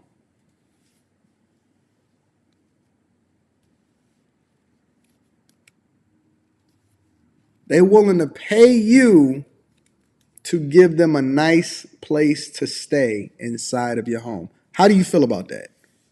Does it bother you? Does it make you feel good? Are you upset about it? Are you going to go and demand reparations from Joe Biden and whoever your local legislative branch is? Are you going to vote harder in order to get more liberals in order to make sure that you get your student loans forgiven? You ain't getting shit. You ain't getting nothing. Ain't getting nothing, and y'all are the whole fools. Not just a little bit of the fool, the whole fool. Hey, look at how I'm blocking people today. I ain't even messing around. I ain't fucking around today. Listen, when you got a toothache, you have a small tolerance for people. Most days, I feel incredibly comfortable just letting people rock out and saying whatever it is that they want to say. But today, we're not putting up with any of the bullshit. We are going to continue to hold it down. Let me read some of these super chats and we're going to get it popping. Jake Fever says they getting the money from the reparations fund. Y'all ain't got no fun. What reparations fund? Jake, stop it, Jake. Jake from State Farm, stop it. RR808 says, educated but throw blacks under the bus. Lame. I don't know who he's referencing, but shout out to you for the 2-ball. I appreciate you. Mr. Maximus says, I'll take it all in a single woman and employ them all night long, every night. Shout out to Dick Maximus saying that he going to employ them all night long. Stevie Montage Official says they got money for migrants, but then they say broke when you trying. They say they broke when you trying. Shout out to Stevie Montage. I hate it when Siri start to infiltrate and mess up my audio. Siri, be very, very quiet, okay? Thank you, Stevie. I appreciate you. Self-made forever, ever. Says the movie The Forever Purge is predictive programming. The immigrants came over, then America lost control and had to enforce martial law. The Forever Purge is on its way. Do y'all believe in a lot of those movies and those conspiracy theories and stuff like that? Tia Marie says this is the making of New Jack City. The Carter. Facts. Now that's the facts. Straight up. That's a whole fact right there. Shout out to Qbert Rain says, we got a brave soul in here. He says, I'm from NY. Part of the incentive is to get the Democratic votes later on down the line. So they're willing to throw everybody else under the bus in order to stay in office. Must be some lucrative office. Hit a like for the YouTube algorithm, subscribe to the channel, and turn on your notifications. I want to get into this video. Last but not least, now I didn't even know that Shelby Church had a sister that was also getting to the bag. Do y'all know who Shelby Church is? Shelby Church is a girl or a woman. She's a good white woman, so I'm definitely going to hold her down. She's a woman that is a content creator, has over 1.8 million subscribers or something like that. Creates content. We broke down how much she make and what her budget is, and I also used her as a reference point inside of the Patreon in order to compare and contrast exactly what my bags are from the content creation and what her bags are. My bags are significantly more because I showed the receipts. So shout out to the Patreon members. Link is in the description as well as pinned to the top of the chat. Make sure you get your Teach Hanley 30% off your first order plus a free gift. I want to share with you, or I want to review and break down, I think her name is Monica Church.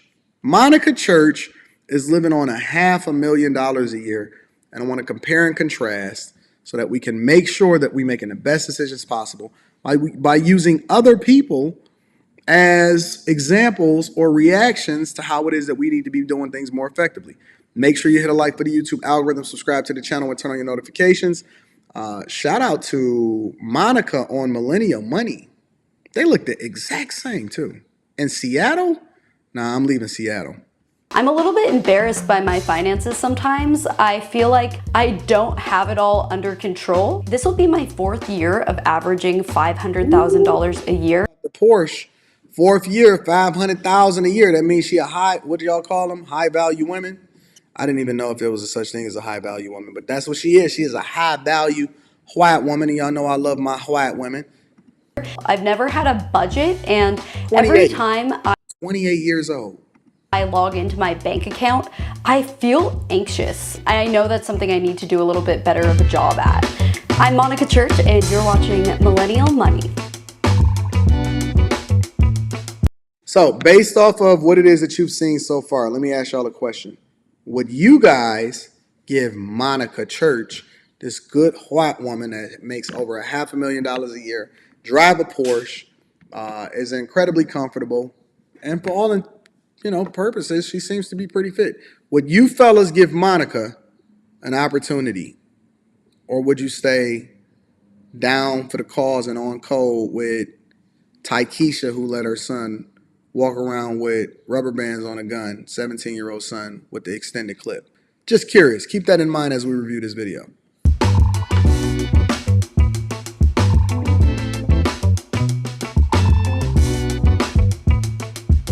I have 3 streams of income: my YouTube channel, my real estate agent business, and a new endeavor for me is coaching. I average about $250,000 a year on YouTube now, and about $250,000 as a real estate agent. So, for all of the bag chasers, for everybody that's a part of the Patreon, that was a part of my webinars. Actually, it's one of the most recent ones where I broke down my back end and I showed y'all the exact amount of money that I get deposited only from 2 channels alone. It has nothing to do with all of the other things that I'm associated with, the channels, the sponsorships, anything outside of it. Those were all separate videos, separate webinars, right? Just from 2 channels alone. She says she makes $250,000, which is incredibly good. She does incredibly well. She says she makes $250,000 a year, okay? And one thing I know about this, because I actually know people that has been on this show, shout out to my dog from Philly. I ain't even going to say your name because I coach you. They go through when they look at your bank statements and they look at different things to actually justify and know that you actually doing and telling the truth of what it is that you make, right? So she makes $250,000 a year as a real estate agent and $250,000 a year as a content creator on YouTube. Now that probably is also including sponsorships and deals and all of that other type of stuff. That just doesn't include AdSense. What do you think now? What are your thoughts, bag chasers, based off of what you see her saying and what you see me showing as the receipts? Make sure y'all tap into the Patreon. Link is in the description as well as pinned to the top of the chat. $1,000 as a real estate agent. The median price point I work with is right around $800,000, but I'll really help anyone at any price point. My typical commission check could be anywhere from $10,000 if I'm splitting it with another agent, up to my highest commission check was $36,000. I just started coaching and my first month I made $10,000. I'm in the wrong business. That's what I get. That's what I get for offering my services for cheap. Because y'all don't value it. I got Denia Jackson out here charging $7,000 for a session. And Monica Church is over here. Women is killing the game. That's why they out earning us, because we make ourselves available to the community and they don't appreciate it. Monica over here just started her first coaching business and she making $10,000 a month. Okay, Monica, get that bag then. She's increasing her income. My time probably would be better spent just focusing in on one career, but I am passionate about many things and I really like having the multiple streams of income. Expenses are at least... All right, so let's look at this. Travel, $1,200 a month. Wine? White women love wine. They love wine. $400 a month. Personal care, $200. Pets, she got a cat or a dog, $200 a month. Transportation, $800 a month. Food, $1,100 a month. $500 a month for Airbnbs, and then $2,500 a month in housing.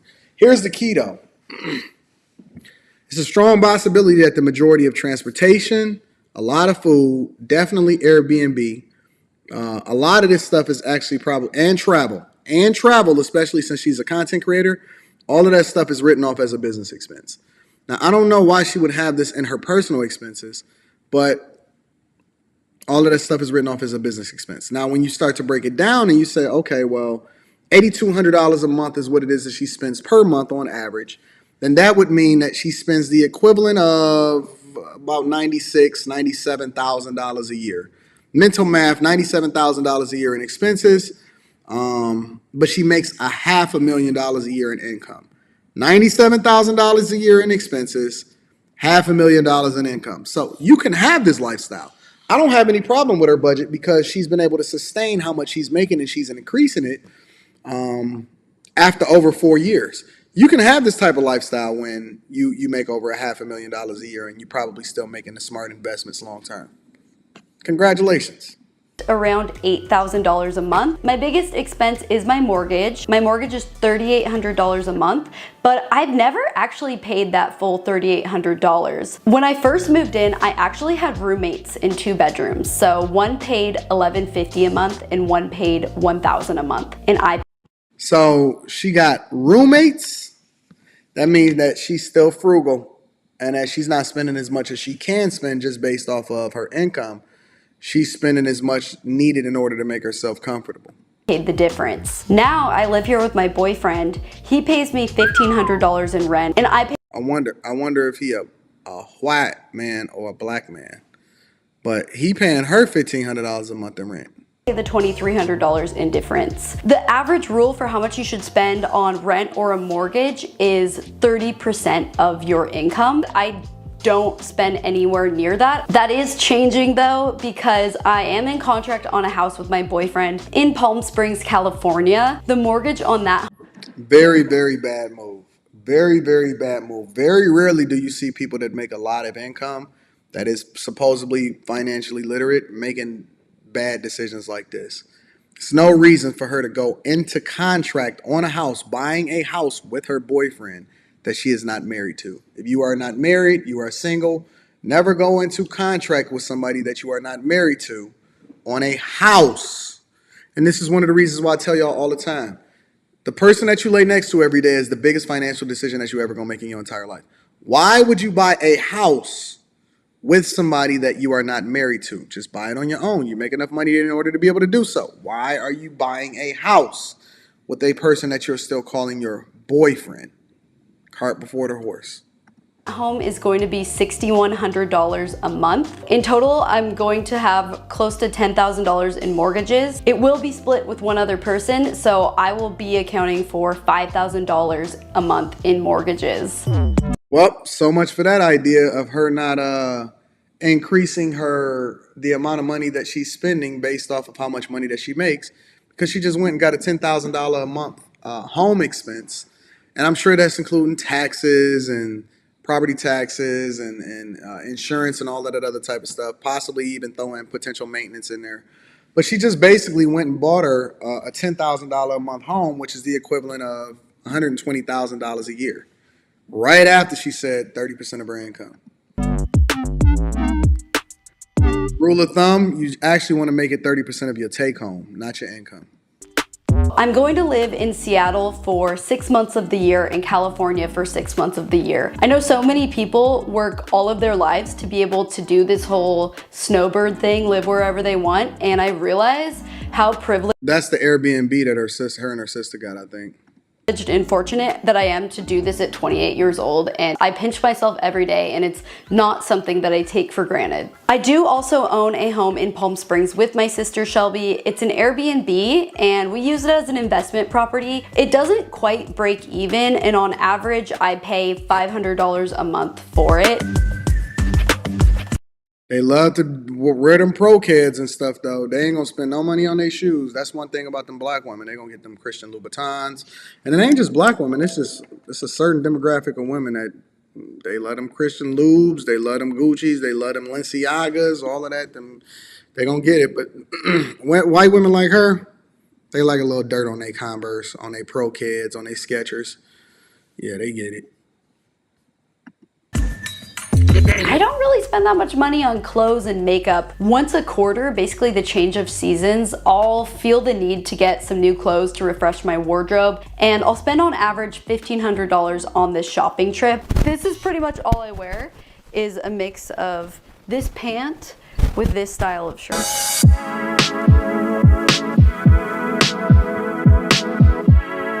I like to think I'm pretty low maintenance with self-care. This accounts for makeup, hairstyling products, getting my hair done, which I do about twice a year. I used to get my eyelashes done, but I gave that up a couple of years ago. I don't get my nails done, and my eyebrows I get threaded for $12 about every 2 months. And that's pretty much it.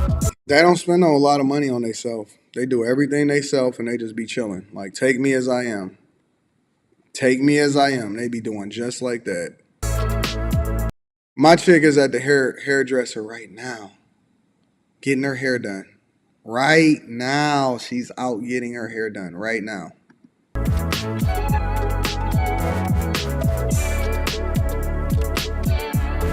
My health insurance is $13 a month. It is a catastrophic plan, so if something horrible happened to me, I would have to pay $16,000 out of pocket, and then the rest would be covered. I do have enough money in an emergency fund where if something did happen, I would be okay and it wouldn't be a huge hit to my finances. Between me and my boyfriend, we have 3 dogs, but I'm financially responsible for 2 of them. People are so quick to get There, she is in a partnership.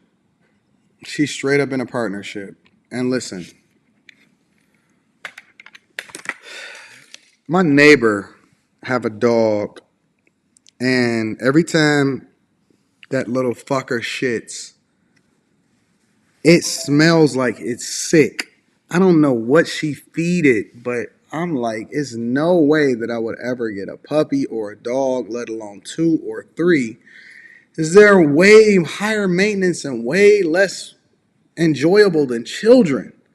I just can't understand why people get dogs. I can't do it.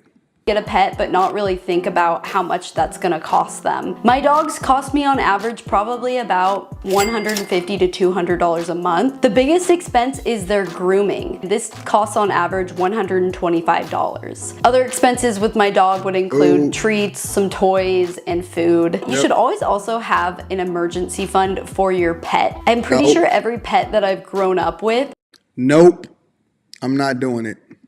there's always been some expensive vet trip.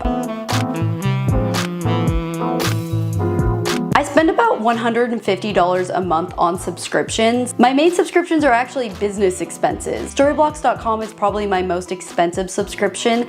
This is $70 a month and it is stock footage. Even just one clip a month that I do also spend a decent amount of money on stock footage. I spend, that's just a part of the game. You know, you got to have a stock footage subscription. I use Adobe personally, Adobe stock photos. So it'll get you like the videos, it'll get you the photos and stuff like that. But once you get to a certain level and you're putting out so much content on a regular basis, that is a business expense, but that's a part of her subscription coverage. So what she's doing is combining personal expenses with business expenses just to show how it is that she spends her money. See, what we do inside of the Bag Chaser, shout out to the Patreon members, is we separate the business expenses from the personal expenses because it's accounted for much differently. So I can't use that as a part of my budget because I don't use my money in order to pay off debt. I just use it all based off of business expenses. saves me time is worth it to pay the $70 a month. I really try to not do paid subscription models because sometimes I do them and I forget about them. I absolutely hate them. Unfortunately, I went through my finances recently and found I was paying $5,000 a year in subscriptions and a lot of them were things that I didn't know about and forgot about. It's so hard to track these all down that what I did was I actually called and I reported my credit card as lost so that all of the subscriptions would cancel and I would have a clean slate because it was honestly just so overwhelming to figure out. I'm a little bit embarrassed by my finances sometimes. I feel like I don't have it all under control. I've never had a budget and every time I log into my bank account, I feel anxious. I know that's something I need to do a little bit better of a job at. How do you not have a formal budget? I won't even coach you if by the second time that I talk to you, I can't actually break down both your time and your budget. If by the second time that I talk to you, you don't actually have a formal budget and you're just operating off the whim, you can't even really be a proper business owner because you don't know what you projected to spend in taxes or to pay in taxes because you don't know where you at throughout the year as far as how much money you need to allocate towards buying more assets or investments. It's just crazy. I don't know how you can be a business owner but not have multiple formal budgets. That's wild. On average, I spend probably $1,300 a month on food. I think me and my boyfriend go out once a week for a nice meal. We'll split a bottle of wine, we'll get appetizers, you know, we'll do the whole thing. The bill comes out. Let me see what he look like. Yeah, that's him with them bubble coats. White people love to have matching bubble coats. out once a week for a nice meal. We'll split a bottle of wine, we'll get appetizers, you know, we'll do the whole thing, and the bill comes out to be like $200 every time. They go Dutch. What I'm starting to find with most of these women, white women, Asian women, shout out to that other Asian chick that was the ice cream lady that we reviewed her. All of the expenses are split. I'm curious, how do y'all feel about, maybe I'll do a whole show on the difference between a partner and a husband and wife. Because I'm curious as to how y'all feel about the idea of going Dutch or splitting things down the middle or doing 50-50 or being in a partnership versus being in an actual marriage.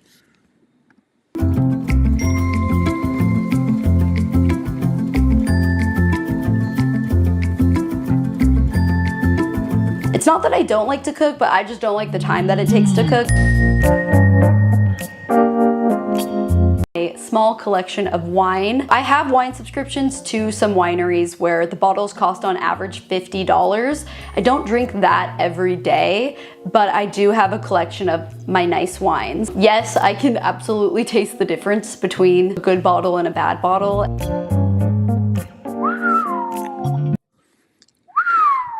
But I guess she worked for it, so she can do whatever she want to do. My favorite hobby would be golf. If you like to golf, it deserves its own category in your budget because golfing is expensive. This adds up really quickly. One round of golf can easily cost you $100. I really don't golf much when I'm in Seattle, but when I'm in the desert, I like to golf at least once or twice a week. 2 years ago, I bought my dream car. It is a Porsche Macan GTS. It has red leather seats. Very nice car. Very, very nice car. I like the Porsche Macan. We actually had one as a loaner vehicle because I had to take my car, the Taycan, in for maintenance. And so we had it as a loaner vehicle for like 3 days. Very, very, the new Porsche Macan is very nice. I love it. Nice. It cost me $70,000. I put $25,000 down on it. So I don't understand why they don't just buy the car. Or as a matter of fact, let me tell you what she should have done. She should have her a personal vehicle that's already paid for. And then if I was her, I would actually buy a business vehicle, a separate business vehicle that I would actually use for business and then, you know, had that in my business name and dealt with it accordingly. She needs some financial literacy. A lot of these people are smart. A lot of them make a lot of money. A lot of them can afford their lifestyle, but a lot of them leave a whole lot of money on the table because they just not moving smart.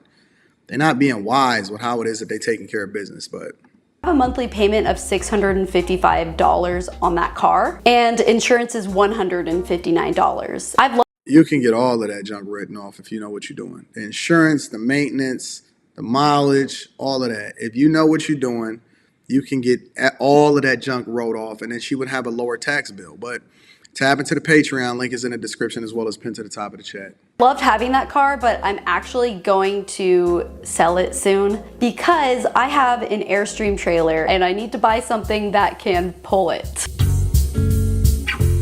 In 2020, I bought a vintage Airstream trailer that me and my dad started renovating. I'm now having it professionally renovated in Texas. Yeah, so much for passion projects. The renovation's gonna cost about $110,000, of which I've paid in $75,000. This isn't my smartest purchase in the world, and it definitely Bad idea. Never spend money on something that does not make money for you, especially spending it that amount, or does not retain its value. A. B, that I can't write off from a business perspective. C, is not an asset. Or D, is literally a money pit. Because who wants to work to have to go on vacation and then live in an Airstream? Fuck that. Y'all can have that. Definitely is kind of a money pit, but I am really excited for it, and I do think I can recoup some of the cost of this trailer. To make all my money back from the renovation, I would have to rent it out 150 times. I make a lot of money, but I do spend a lot of money. The most expensive thing I bought recently that I don't think was worth it was a Sleep Number mattress. It was $6,000 and I tried it out and didn't like it, so I actually ended up returning it. One expensive thing that I did buy recently that was completely worth it was my first class flight from Atlanta to Cape Town. That was $6,000 and it was... That's not a first class flight, baby. That's Delta One. That's not a first class flight. When you have the layback flat and you sleeping and she spent 6 bands, trust me, that's Delta One. That's not a that's not a $6,000 first class flight. That is a Delta One flight. It's a difference. It's Delta One, then it's first class, then it's Delta Comfort, then it's business, okay? Or a main cabin. Just keeping y'all in the loop. So well worth it. A smaller purchase that I don't find to be worth it is Amazon Prime. I know everyone loves it, but I don't really like ordering things online. A little purchase that was really worth it to me was my daily planner. I do a lot of things in a day and she shouldn't be using a planner, she should be using a calendar. Your Google Calendar is a much more effective tool to allow for you to actually be a lot more successful than a daily planner. As a matter of fact, I'll show you mine. I'll just give you a quick overview of it, of how it is that I run my day on a daily basis. Actually, it's not even managed by me, but I got everything color coded to where I know exactly what I'm supposed to be doing, when I'm supposed to be doing it, how much time I have in between certain things. As a matter of fact, I have to add a flight onto this thing, and I might even have to move a phone call. But yeah, a calendar is much more effective than a planner because you can do everything reoccurring. And then you can have reminders set up on it and all of that, but maybe she just liked the novelty of it. That is stupid. Doing that right there is stupid. My mind is going a mile a minute. This planner starts every day asking me what I'm grateful for. That has been so grounding for me because I definitely do think I used to get caught up in wanting more and more and more financially. You could make $1 million and okay, the next year you want to make $2 million. Nothing's ever gonna feel enough. A lot of people know y'all need to start utilizing technology instead of just leaning into doing stuff because of the novelty of it. Lean into the technology. Let it work for you. It can make your life so much easier and simple. A twin sister, Shelby, that makes YouTube videos, and you might have seen she last year made double what I made. A question that I get asked a lot is, am I jealous of her? Sure, I was a bit jealous for a little while, but honestly, I have everything in life that I could possibly want. It's cap. That's all cap. Let me tell you something. It's a big difference between $500,000 and $1 million, especially when you understand how to really make it work for you and to prevent yourself from overpaying in taxes when you don't have to. It's a huge difference. The lifestyle difference is, listen, when she says something that was good was a first class ticket, that's my norm. That's my norm. Like, honestly, I was feeling really uncomfortable in first class the other day, and I even did a vlog where I was like, yo, is it time for us to start thinking about the possibility of renting jets, depending on where it is that we fly within the country? Because I need my rest. I need to really, really value my time a lot more than I'm valuing it. But it's cap. When somebody says that, it's cap. It's always another level. Or maybe I'm just overly ambitious. I'm open to the possibility that I'm wrong on that. But I always want to go to the next level. Why drive the Porsche when you can get a Lambo Revelto, which is the replacement for the Aventador? You know what I'm saying? Like, it's just different. kind of hard to be jealous when I am so fortunate myself. But to her credit, she's only 28 years old. She's doing really well. I'm pretty sure that she's going to be super successful. The one thing that she didn't talk about is her investments. That's what I'm curious about. But maybe she doesn't have any real investments that she could justify for her to continue to live the way that she's living. And you know, that's a bad do. But very good video. We learned a lot. She's not perfect. I'm not perfect. I think that I'm a lot more wise with how I understand things from a business perspective. But life is good. Make sure y'all hit a like for the YouTube algorithm. Subscribe to the channel. Turn on your notifications. Another 2-hour show in the books. Cooked up. My mouth is absolutely throbbing. So I have a plane to catch so that I can get that taken care of down in a completely different state. I hope y'all appreciate the fact that I continue to cook up for y'all and I don't miss. I don't make any excuses, and we're going to continue to run that bag up. We're going to continue to be successful. Make sure that you get into your Teach Pack, 30% off your first order plus a free gift. If you're rocking with any other Teach Hanley product, that is a problem. I need you guys to get on board. I need you to stay focused. I just had a conversation with Teach yesterday, and they very, very happy with what it is that we're doing. They said, Anton, you keep going this way, we might even have to back up the Brinks truck again. Shout out to Teach Hanley. I love having you guys as sponsors. You guys are absolutely awesome. And let me ask y'all a question. Do them other guys still even got their Teach Hanley sponsorship? I don't know. But Teach, make sure y'all get that Teach Pack, 30% off your first order plus a free gift. I got new merch coming, so we about to have the pre-order for the latest hoodies. And then make sure y'all watch the new video that I just dropped today. I dropped it this morning. Inside of the Patreon. If you are not a bag chaser, if you're not a Patreon member, if you're not looking to get your business invested in, if you're not looking to meet me in person, then go ahead and just continue to do whatever it is that you do and be dusty. But if you're looking to rock out with a group of people that's going in the direction that you're going in, make sure you tap into the Patreon. Link is in the description as well as pinned to the top of the chat. I need y'all to do me one more favor before we get up out of here, though. Make sure that you share this with your family.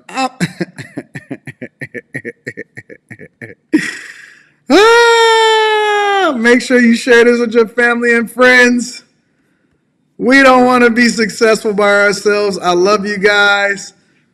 I appreciate you. You cannot say that you are not entertained. You cannot say that I am not going to give you that content to keep you entertained. I love you guys. Y'all are the best audience on earth. I will see you guys in the morning. Till next time. Peace.